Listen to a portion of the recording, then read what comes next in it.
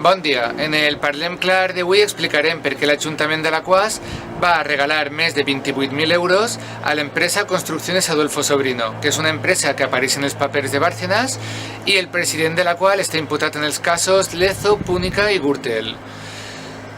Per què li va regalar més de 28.000 euros? Perquè li va fer un descompte en el ICIO, que és un impost que tota empresa que construís en el nostre municipi ha de pagar a l'Ajuntament. L'empresa Construcciones Adolfo Sobrino és la guanyadora d'un concurs al que ha pogut optar per a construir el col·legi Ciutat de Cremona. Com que es tracta d'un col·legi públic, l'empresa al·lega que té dret a que se contemple una reducció d'un percentatge del ICIO, que és l'impost del que estem parlant,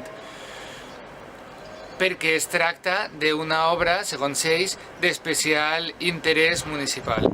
Per a Compromís per Alaquàs no té cap sentit, ja que aquesta reducció, en aquest cas, no va revertir en un benefici públic, social.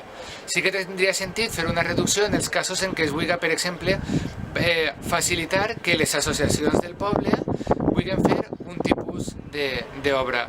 Però en aquest cas, el col·legi es va construir igualment perquè ja està signat el contracte en unes condicions que no van a canviar. Sols es va traduir la reducció de l'impost en el benefici que tindrà l'empresa per fer la construcció.